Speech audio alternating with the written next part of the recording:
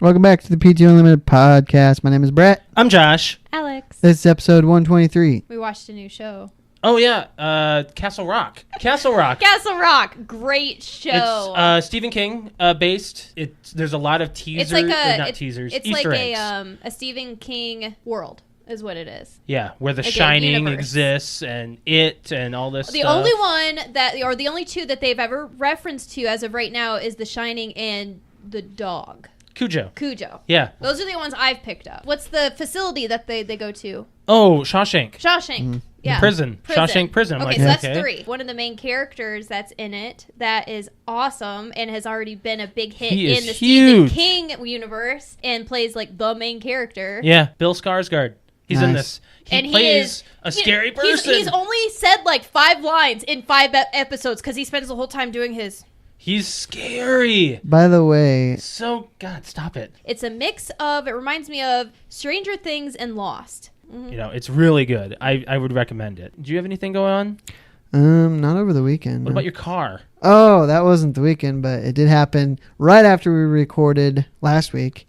Do I know about this?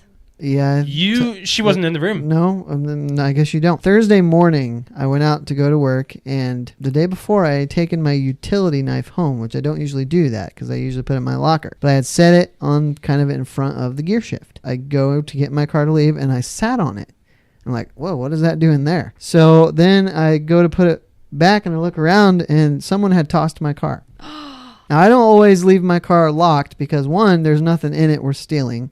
And 2, if someone decides they're going to get in my car, I'd rather them just have access to it rather than breaking a window and doing it that way. You really don't care? If they open my car, rummage through it, see there's nothing there, or bashing a window, then I got a window to fix. Mm-hmm. Not to mention driving to work with a hole in my car. My first year in Fort Wayne, I go down to my car and the rear driver's side window is bashed in. Because holiday shopping, people will break into cars, see what they can steal from people who buy gifts and leave them in their car. And you didn't have any because you were working. So I had did you have anything stolen this No, time? well, 2 of my air fresheners were stolen. Are you kidding me? No, but I had... They got to make sure I they had smell a couple... Hey, Brett, I'm taking this. So... I had like That is awesome. So maybe someone like us... No, Alex. Are you saying knows I got into my car? I'm trying to wink at you. And You're not even winking. You're having a face spasm. Alex can't wink. I know. I can't wink. Try to wink to the camera. Are you saying that you tossed my car? Yes.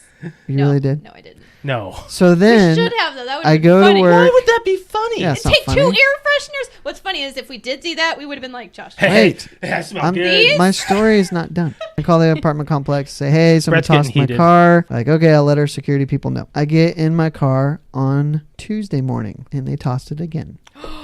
I called again and told them, and so... when I get home, there's a printout from management in my mailbox that says, be sure to have close all or to lock your car doors because we've had a lot of people, rummaging through cars. And I'm thinking, You don't say.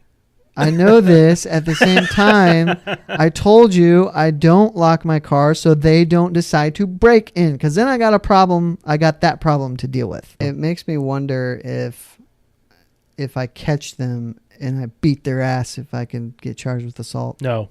Because they're I already don't think breaking so. and entering. Yeah. So It's like if someone steps foot in your house, like...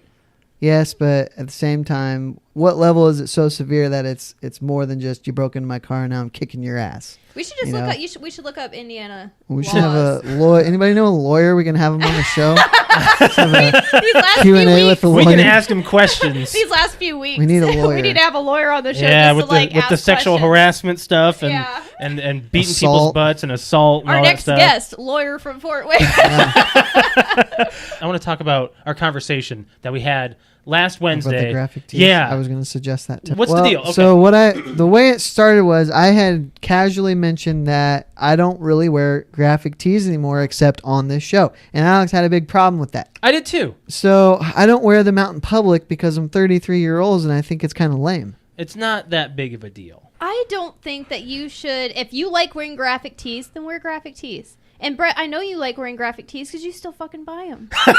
For the show. No, not for the show. You like your Punisher t-shirts. That is you. This is Brett. But hi. Welcome. This is Brett. Welcome. This is Brett. A Punisher t-shirt is not going to impress some chick. The right chick. It's going to impress the right chick. Well, it hasn't so far, has it? If you were always in some kind of button-up or polo or something, and that's not you, then you're being fake. But that is me. I liked dressing preppy. Okay, so you like it, lots of early 20-year-olds did dress preppy. They don't do anymore. Well, it's different. Preppy's not really a thing anymore. No, this it's is different comfortable style. Brett. Yes. This is hang out comfortable But Brett. I almost wore just a solid color t-shirt tonight, too. I do that as well. Too. I prefer that, too. I understand your point.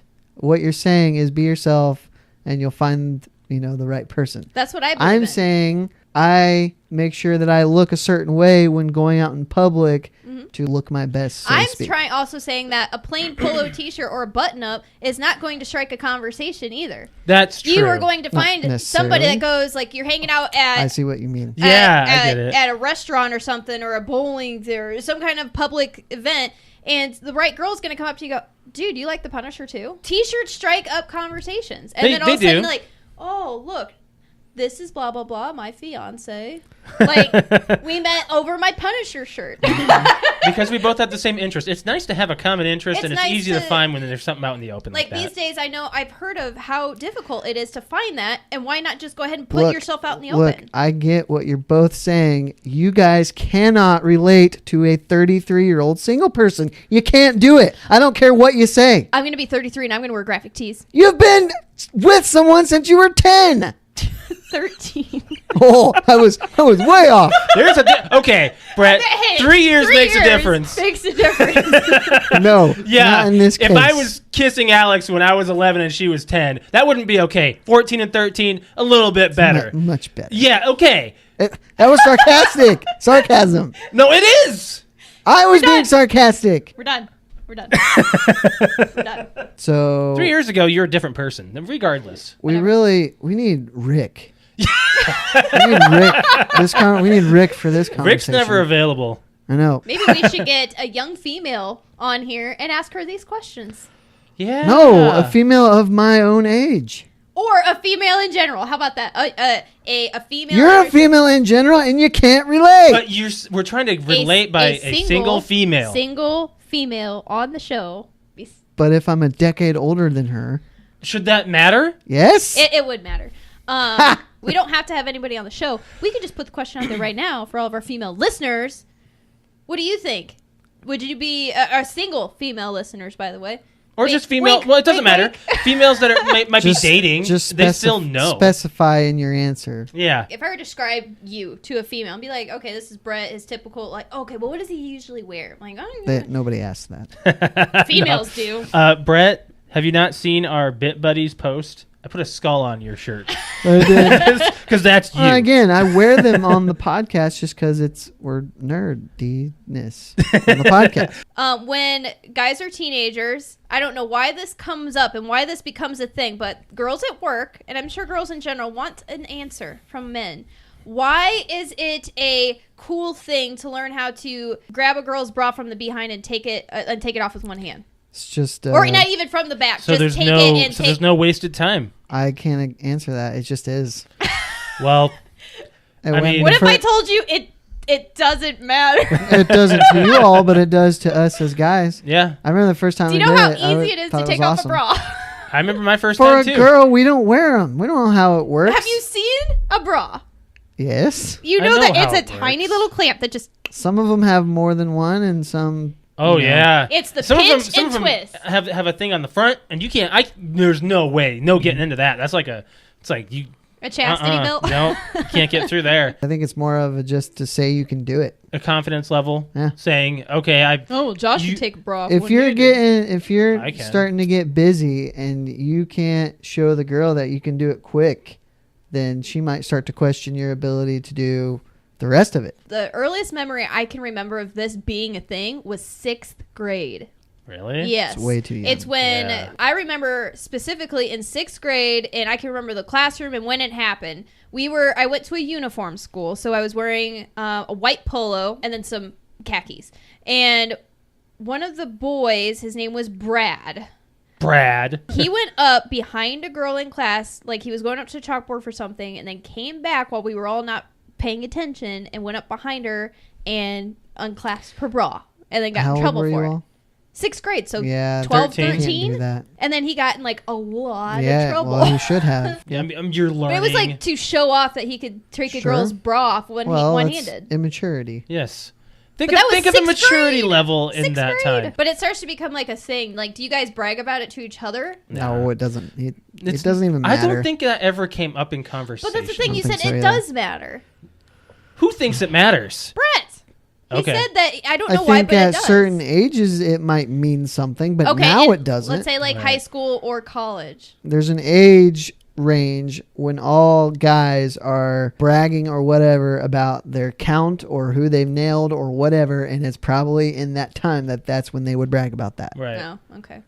My friends used to raid my underwear drawer. Thought it was funny. So you're like Back in Donna. high school. You're like Donna. On she was like Donna. Show. Yeah. She got raided all the time. I got raided all the time. They would come in my bedroom and go, "Let's just you guys hold her down. I'm gonna open up her panty drawer and we're just gonna like take stuff." I would have busted some ass. I had like 5 guy friends. I'm like, how would I bust some ass? That's 5 noses you could have broke. Okay, so to bring it back on, that'll learn them to steal your underwear. You know what they did though? I'm gonna call them out too. They put them on. like against their skin? No. No. They might have put my bras on. Okay, so this girl got 100 guys to meet her at this one spot, thinking that it was just them and her going on a date. Sure. Suddenly it became a whole thing where she was eliminating people due to physical issues, height issues, race. Did they all know? Like no. The guys No. They had know? no idea that this was going to be a thing. Dozens of other men were also invited to this quote-unquote date. When he arrived at Union Square, he was waiting for that person near a stage that was set up in the park, like she told him to do. Finally, he spotted his date, but what she said next surprised him. She stepped onto the stage surrounded by what he describes as about at least 100 other men. She gets on the mic and says something like this: "Thanks for coming out. I bet you're all wondering what this is all about." And I'm like, yeah, what the F is this about? Then she says, "I've invited you all here for a chance to go on a date with me," and proceeds to give a Hunger Games speech about what it's going to take to date her. This girl is also a YouTube. She's got a channel. So this ended up being, I guess, a social experiment. Yes. Is what it was. She started to go through announcing, if you like or support Trump, leave. If you are 5'10" and under, leave. And just starts naming off certain things and drowning out the crowd. Are you bald? Do you have this beard? Stay? If you're currently wearing khakis, leave. Did anybody stay? It came down to so many men, and then there were some guys that actually stayed, and they had competitions. Other physical competitions. Who could run the fastest, who's the strongest. That's stupid. To me, it wouldn't surprise me if the guys that stayed were plants. Or some of them could have been and some of them not. Right. To me, the whole thing sounds fake. It should be, if it's not. I don't know. It said some guys walked up and realized what was happening and walked away. Yeah. And then others stayed. So if it was vice versa, guy coming up and doing the same thing, it basically telling a woman, if you are fat, over 130 pounds, leave. If you're if you have blonde hair, leave. If you're not into this, so this is basically what you're doing on your phone. It's Tinder in real life. It's Tinder in real life. Yeah, it's a rude way of doing it, but if you're thinking about what you're doing on your phone, you're pretty. And she was doing this. She was going up to some guys and swiping left and right in front of their face. Mm-hmm. So it's rude, but that's what you're doing in real life, on your phone. Yeah, but you didn't call people to a location with false pretenses. And you're basically turning them down in front of your face and other people. I mean, it's a major embarrassing Tinder is thing. Discretionary, Are you on it? No. They apparently have a winner, and they're doing some kind of video with this guy, and they're gonna release it or whatever. But I don't know how. It was a real experiment. I don't know how many people were actually placed, or if everybody was real or what. Are you okay, Brett? But they put you put a picture of this good-looking girl, and they're like, meet me at a stage and in this area at this time, and all of a sudden you start seeing all these other guys, and then she gets on the stage, and you would probably just leave. Yeah. Yep. I'd leave. Twitch, if you Alex? want to follow me on Twitch, go to twitch.tv/cute_kitty, KUTEKITTI. Thank you, especially for the lots of followers that I just got over the past week. It's been great. I do not game to compete. I game to have fun. So BS. Okay, I am a competitive gamer, but I am not a good competitive gamer. Some nights I'm good. I do it mainly for fun, and I think it's great that people can watch me game and then communicate and talk to me and make fun of me. Yeah. If you played Ghost Recon Wildlands, I would play. We were successful in Sea of Thieves this We were. time Yes, around. we were successful. We did a galleon. And it was an awesome time. We partnered up with one of your normal followers, Clitler. Yes. Shout out to him. Yeah. He's awesome. And then we had a random person join us. We did a galleon. So thank you guys, and make sure that you get on there if you haven't already and follow me. On a final note, Yes. I've been watching the first Tobey Maguire Spider-Man. Spider-Man for me is Tobey Maguire and always will be. You don't like Tom Holland? He's fine, but he's not Tobey Maguire, and it's more so that It's a Tom nostalgia Holland's factor, too. Spider-Man is Disney-fied, Mm-hmm. and Tobey Maguire's is still a little bit gritty, kind of like The Punisher was, because they were only 2 or 3 years apart. Think about the end of Spider-Man, how gruesome that Yeah. ending was in that broken house. And how kind of eerie Willem Dafoe plays the Goblin. He did so good. Yeah. 3 has its problems. A lot of problems. It was Kind of just like Dark Knight Rises. no. We're not starting that again. Don't do that. No. Oh, yeah. No, this is different. Stop it. To each their own. No. To each their own! We're done. Okay, we got to get out of here. At the time it came out, though, Spider-Man 2 was the top superhero movie. Superhero movie. Out there at the time that it released. Yes.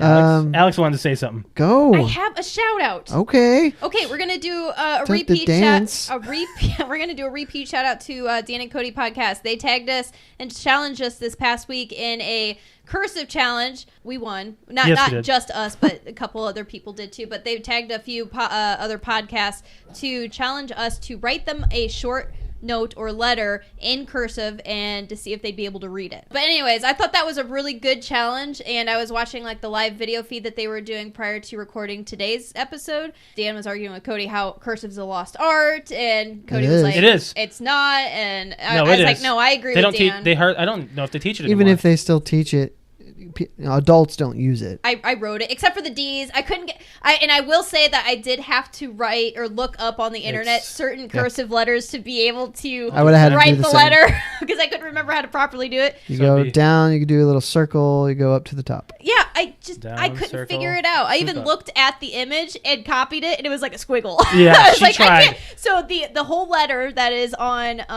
their Instagram or their Twitter is written on our board that we use for the podcast. Yeah. And it's just a simple like, hey, thank you guys for the shout out kind of thing, blah, blah, blah, blah. But it says, Dear Dan and Cody, so it has 2 D's. And I told Josh, like, I can't get it. So the whole letter, everything is me, except for 2 D's are cursive. I got the D's. From Josh. Nice. D's. Good to have the D's. I'm probably, barring a really bad review, I'm going to go see Happy Time Murders on Sunday, and I urge you to also. And I told you that we were going to go. You didn't tell me that. No. Maybe I thought about it in my head. We're going. Yeah. Well, I don't know what's going on in your head. All right, we're getting out of here. All right. Thanks for joining us, guys. We'll catch you next week for 124. Thanks for joining us. Bye. Bye.